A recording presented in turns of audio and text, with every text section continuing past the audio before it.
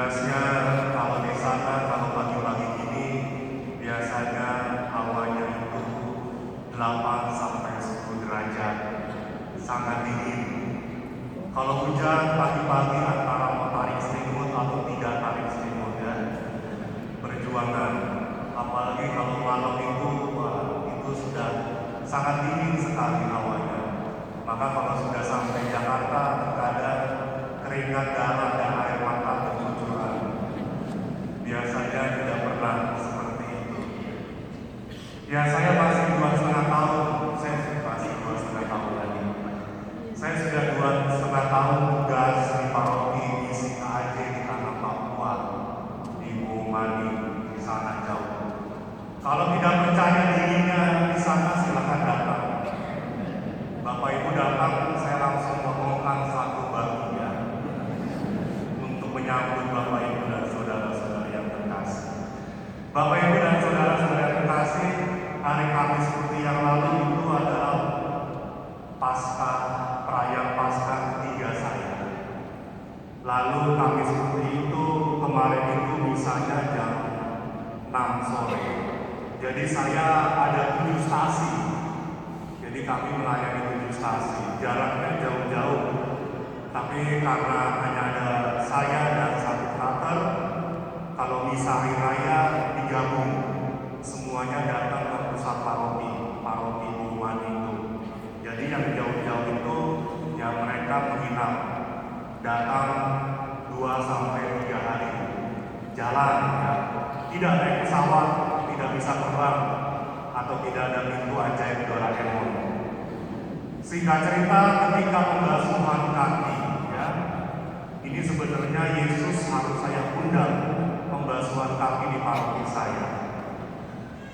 12 orang, baru kali pertama saya merayakan Kamis Putih sudah 3 kali. Ternyata 3 baskom air putih itu kurang. Ternyata tidak hanya Yesus yang bisa melakukan mukjizat air menjadi anggur, saya pun juga bisa mengadakan mukjizat. Air yang bersih berubah warnanya menjadi air yang hitam. Hujan deras lagi, karena mereka sungguh-sungguh tidak pakai alas kaki.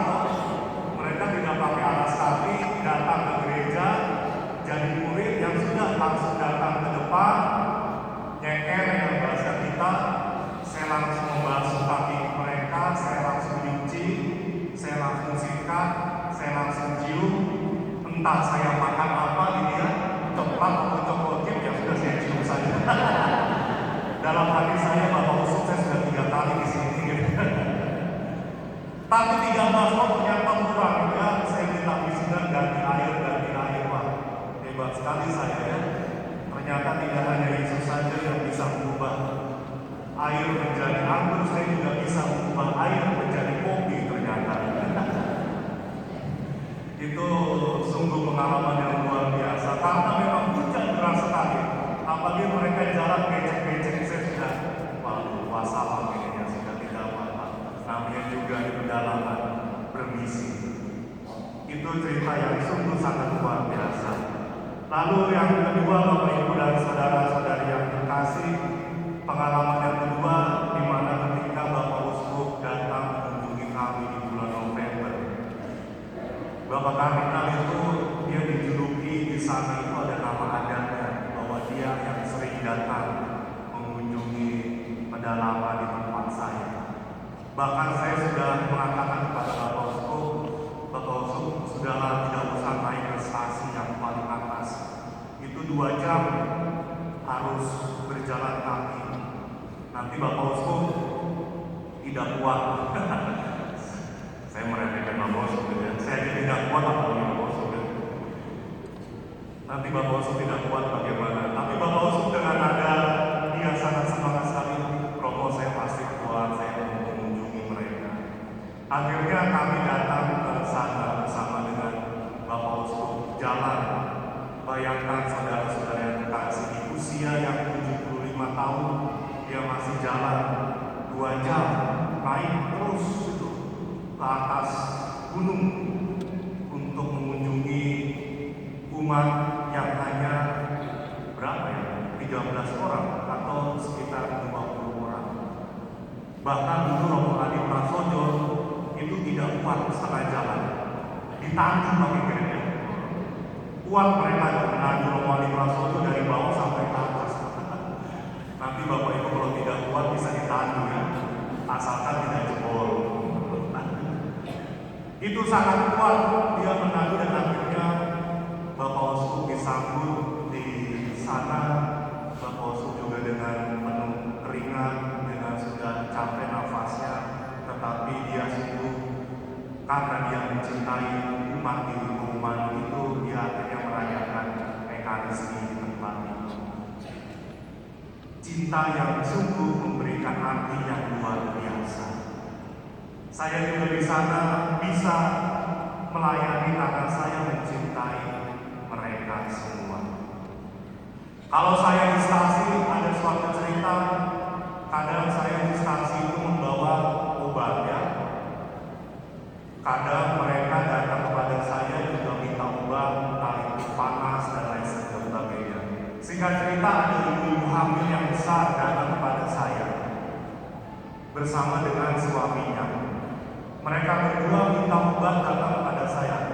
Pater, ini istri saya sudah hamil besar, tapi dia tidak keluar anaknya. Ini saya bahasakan pakai bahasa sini. Saya bingung mau saya kasih obat apa ini ya. Tidak keluar anaknya, maksudnya juga dokter kandung. Tetapi di kantong mobil saya, di kantong saku saya hanya ada obat paracetamol dan obat diare. Ya. Tapi mereka harus ada obat dari pastor. Ya. Kalau saya berpikir kalau obat paracetamol tidak mungkin nih anaknya keluar. Bingung salah ini, dan saya berikan obat diare. Dalam nama Yesus ya, saya doakan ya. Ini ya, tapi saya tidak beritahu itu obat diare.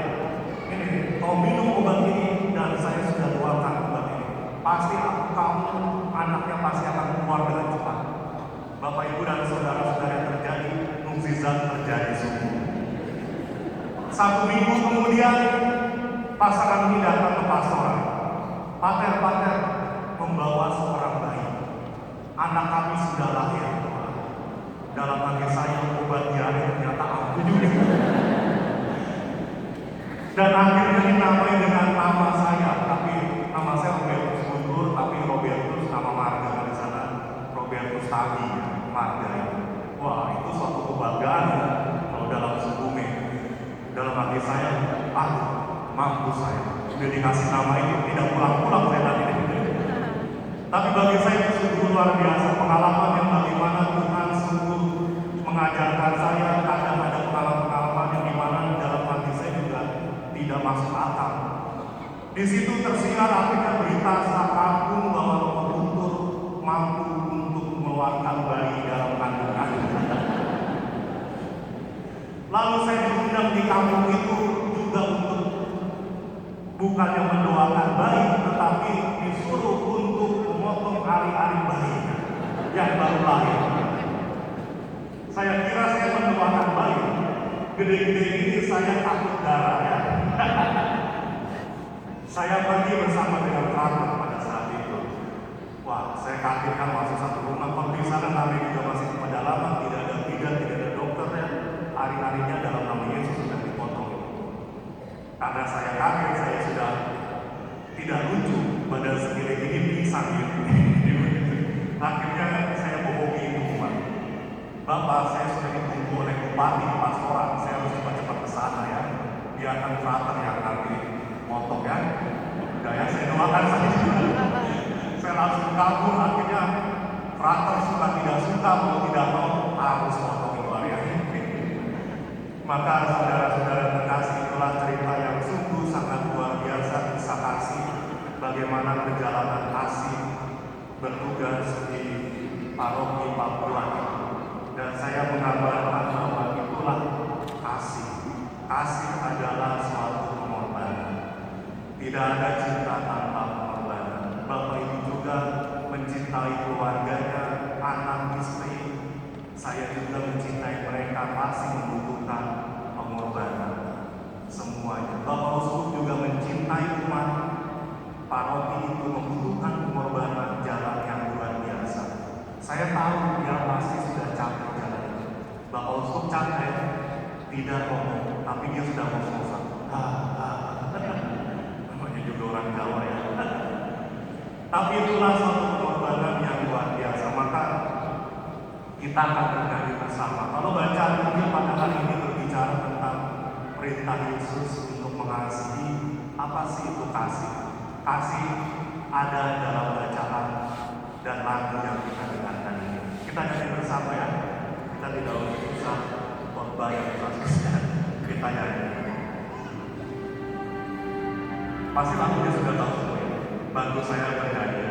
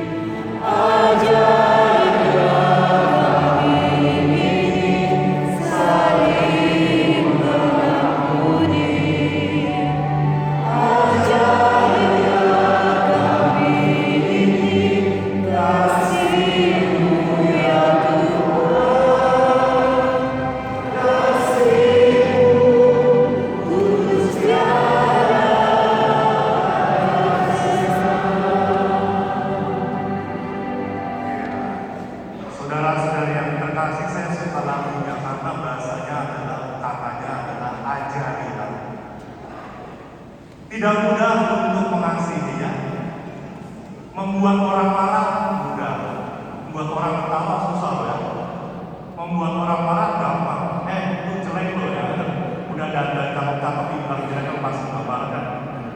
Membuat orang marah gampang, membuat orang tertawa, membuat orang tersenyum, mengapresiasi itu sangat sulit. Terkadang mengampuni juga sangat sulit sekali.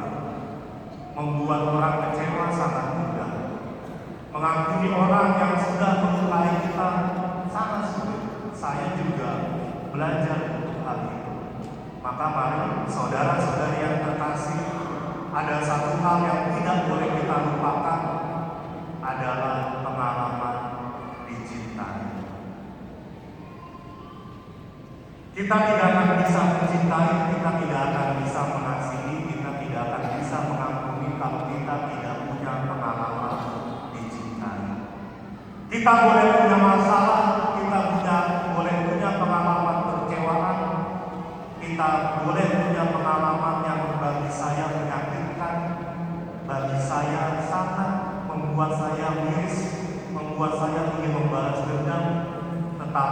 satu hal, bukalah pintu untuk melihat bahwa ternyata saya juga dicintai. Diri saya juga masih ada orang-orang yang mencintai saya. Ada keluarga yang masih mencintai saya. Ada orang-orang yang masih mendoakan saya. Ada lingkungan-lingkungan orang-orang di sekitar saya yang masih mendukung saya. Ada orang-orang yang masih sungguh mendoakan dan mendukung saya. Kalau kita melihatnya masih ada orang-orang yang membenci saya, kalau kita melihatnya masih ada orang-orang yang melukai saya, keluarga saya yang membuat saya terluka, keluarga saya yang membuat saya dendam, pasti akan melelahkan, pasti akan sangat menyakitkan. Tapi maka, mari saudara-saudara yang terkasih, saya dan kita semua, kita buka ruang. Saya juga buka ruang, maka kita melihat saya juga pribadi yang dicintai. Saya adalah orang-orang yang dicintai.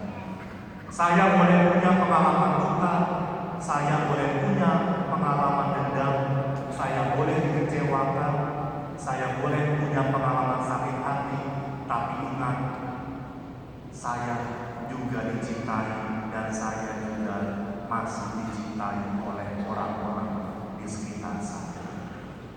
Masih ada orang-orang yang mendoakan kamu, masih ada orang-orang yang mendukung kamu, masih ada orang-orang yang mensupport kamu, dan masih ada Tuhan yang senantiasa menjadi tempat pelarian kamu. Pengalaman dicintai, dimuliakan nama Tuhan ini dan sepanjang